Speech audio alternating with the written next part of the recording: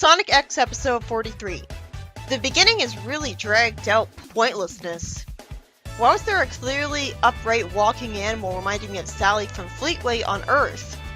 We see a woman next to a ton of Sonic pictures and someone carving a Sonic sculpture, and Sonic is overwhelmed by a huge amount of fans of himself and runs away in a panic. Well, that was pointless. No previous Sonic show had a beginning that was completely pointless. Chris's dad has such lackluster acting. He's flooded with complaints, and we see that some adults are sleeping on the roof and even leaving their jobs just to follow Sonic. Yeah, that is ridiculous, Chris's dad. He's told that many of their employees have left the company and started Sonic fan clubs, and Chris's dad panics about losing his industries over some hedgehog. This is so forced! This wouldn't ever happen. It's like Sonic being a creator's pet. Even Fleetway didn't have it this bad with people worshipping him. And Chris's dad says his son's gravely ill because his son has a cold, and insists on going home. You know, I have a cold like almost all the time, so I don't get this. Chris is lucky this is so rare. Then we see Chris's mom on a motorcycle being interrupted in a scene, and she goes to grab the ladder of a helicopter to go home to Chris. We see Eggman's robots giving him a bunch of electrical appliances so he can repair them, and he even fixes his robot too.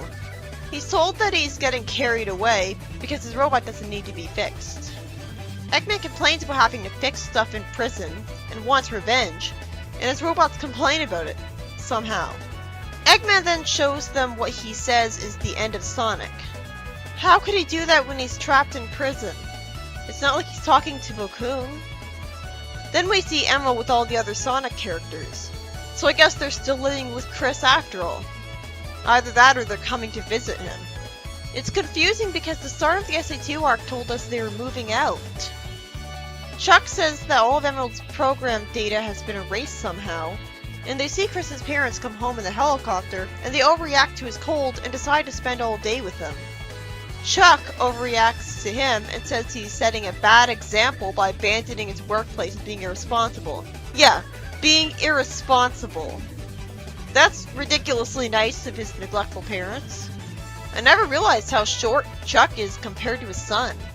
Chuck says that it's Sonic's fault his company's appliances are shoddy, and Chris complains about his family arguing about Sonic and says that if they care about him, they have a funny way of showing it. This feels like such a waste of time episode.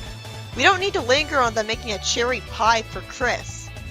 They can't open a shelf, and one of the appliances drills a hole in it and tries to go after them, and Sonic spin dashes to rescue them, causing Emerald to copy his spin dash power on sight. Sonic says that's what he calls mixing it up, and Amy uses her hammer to defend him from some stuff. And the freezer comes alive, and she needs to hit it away too. This is obviously Eggman's work. Or more like Bokoon working for Eggman. Then Chris says that Emerald ran around like Sonic did. No, he didn't. I didn't see that. Emerald and Sonic work together to destroy a robot. All of them look like robots because of their red eyes, but they're really taking over appliances, which short out because of the water sprinklers. It turns out everyone's being chased by their electrical appliances, which makes me wonder how there weren't any deaths. I guess they were off screen. It turns out they shut off the water supply, and Chris's dad says that his company distributes all of the water and he has to go help. Chuck tells Tails to take his son where he wants with the X-Tornado. Every scene with Eggman in the prison feels like pointless filler. It's not giving us a break from Eggman this way, so what's the point of putting him in prison if we're seeing him just as much?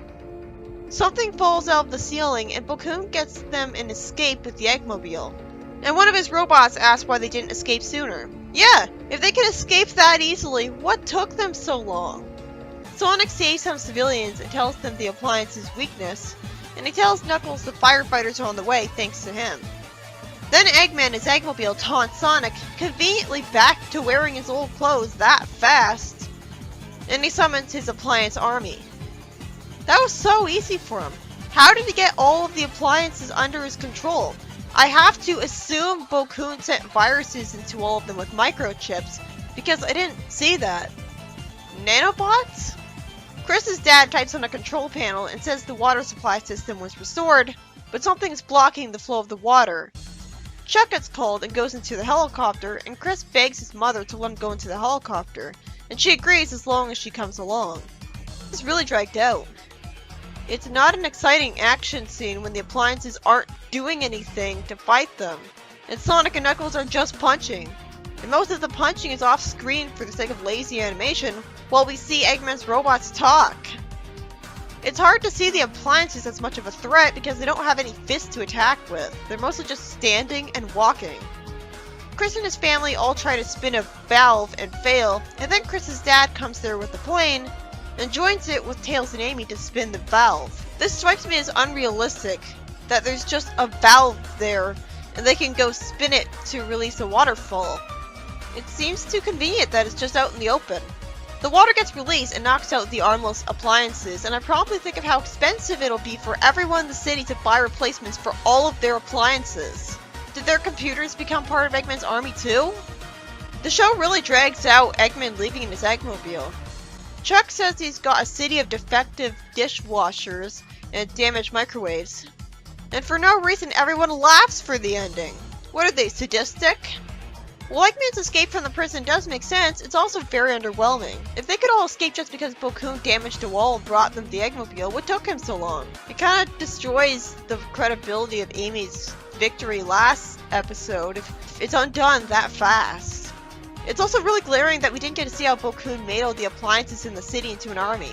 I can only assume it's nanobots coming from microchips planted in them, but that's pretty hard to swallow. If only the Iron Queen was in the show, it'd make a lot more sense for her to be the one doing this. The action scenes with the appliances were only threatening because of how tall and heavy the appliances are, so falling on someone would be lethal. But instead they usually just stood around and let Sonic and Knuckles punch them, so it was boring to watch. Most of this episode was boring to watch. But it was kinda sweet that Chris's parents went home just because Chris had a cold. It justifies them being in the plot. They restore the water supply just because they all spin a wheel together. When he said something was blocking the water supply, I thought the heroes would go fire a missile from the plane at something blocking the river. But that wouldn't be confusing enough. I feel like this episode just dragged out with filler, whether it's the waste of time beginning or Eggman or Chris's family.